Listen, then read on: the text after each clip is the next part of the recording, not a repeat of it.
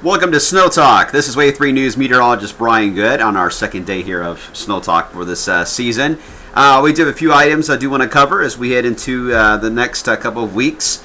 I still do not see, in case you're wondering, anything significant when it comes to snow coming our way anytime soon. But we have some chances for some flakes. I'll explain in detail on that in a few moments. And I'll break down, too, what's going on, of course, with the fire in areas of southwest Jefferson County. First off, let me update you on the stats that we have so far for this season. Still standing at a trace for the season so far. It's where we were last year at this time. Our normal, by the way, should be a tenth of an inch. It's not displayed there, but it is a tenth of an inch of snow is where we should be for this time of the year, but that's a little skewed. But overall, running ahead of pace of what we would normally see this so far in early November. All right, so what's ahead? Well, I'm going to look at Thursday night still. I'm going to still look at Saturday night into the weekend. And I still think the week of November the 10th is going to be an interesting week for not just us, for much of the lower 48.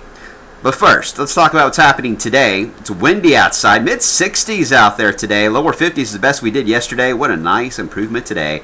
We do have some high thin clouds passing through, but obviously the concern has been with that fire developing, that tire fire at Liberty Tire Recycling that's taking place on Bohannon Avenue.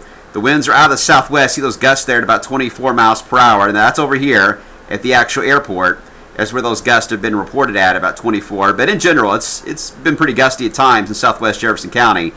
So the plume of smoke has been extending into this area. But it's only going to be the 1 mile radius of the actual fire itself. A very small area that has a shelter-in-place warning, which means you want to stay inside, especially if you have respiratory issues, asthma, or emphysema. Just stay inside. Turn off any type of air ventilation, just kind of hang tight for a while until they get everything taken care of here. But keep in mind, a tire fire like this, it can burn for hours, if not days.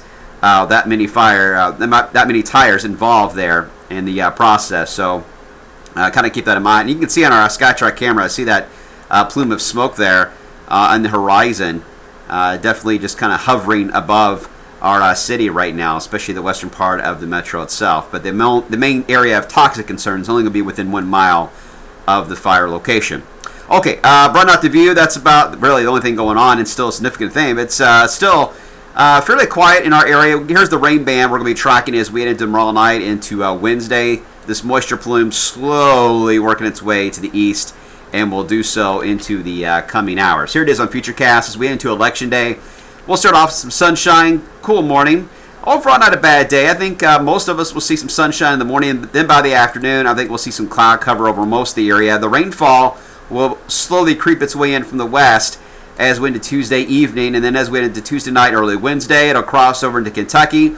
And then we'll see another wave push in out of the southwest. But it looks like it's going to aim mainly for Kentucky and skip out on Indiana. So Indiana, you may likely stay dry on Wednesday, but Kentucky, another round of showers before it's all out of here by Thursday. And oh, looky there. There's the hint of what we're going to talk about coming up next.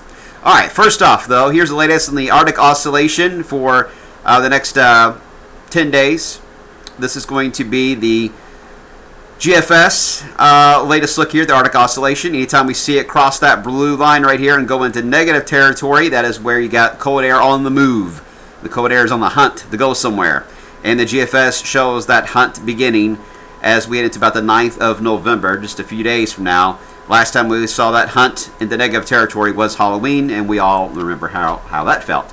The European remains the most dramatic, though, with this idea. I mean, it is tanking the Arctic Oscillation by the time we head toward the 11th of November. That is a lot of cold air that will be available for grabs by the time we head into the week of the 10th. And that's why I think that week is going to be the week here of concern for the area.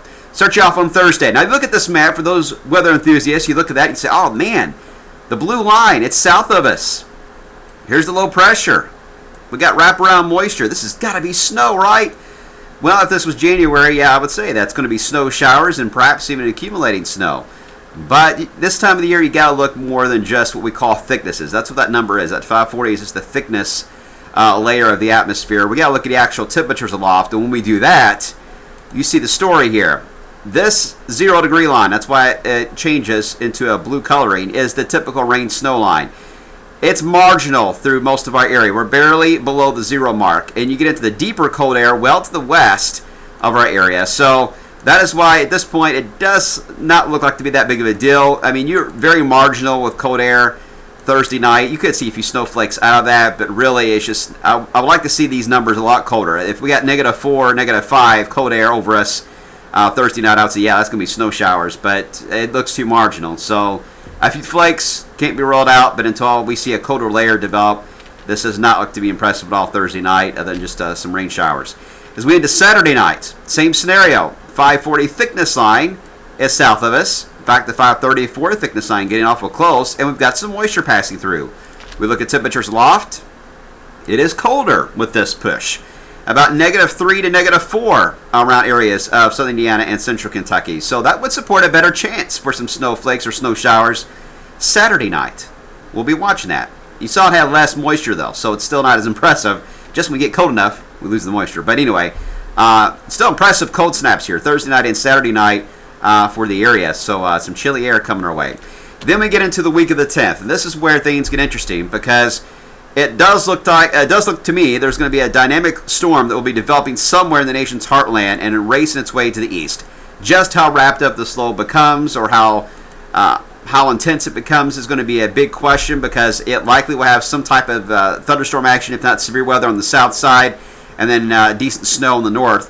But we do not know a lot of the specifics yet on how this is going to play out. We just know that the pattern is ripe for there to be a significant storm developing in the lower 48, and there's going to be a tremendous amount of cold air getting involved in that storm system that even if we don't get any snow out of it, even after it goes by to the east, those cold air is likely going to dump right into the Ohio Valley, and we could see a day only into the 30s potentially as we head down the road.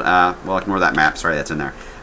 We could see a day in the 30s the week of the 10th, so we'll see how that plays out. So that's one we'll watch, but it's so far out, can't tell a whole lot other than just brief model data at this point, and that's all we can do, and that's what we talk about on the blog. It's just kind of a hint of how things are looking. So, to sum it up, we got some rain coming in for election night into Wednesday, and then we've got rain, maybe a few snowflakes Thursday night, not a big deal. Friday looks okay. Friday looks to be a dry day, by the way, but as we get into Saturday night and early Sunday, another chance for some rain showers, maybe turning over to some snow showers before ending. But at this point, I still do not see any sign of anything accumulating. More just a gentle reminders again that winter is not far away. It's the week of the 10th.